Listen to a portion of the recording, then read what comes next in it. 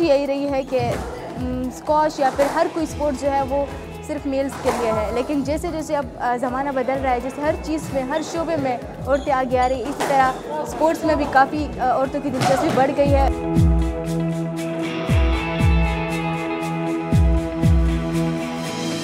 अभी कौमी और सूबाई दोनों लेवल के मुकाबले आ रहे हैं और दोनों की हम दोनों बहनों की जो तैयारी है वो काफ़ी अच्छी जा रही है। हम रोज़ाना यहाँ आते 2-3 घंटे प्रैक्टिस करते हैं और इंशाल्लाह गोल्ड मेडल लेंगे।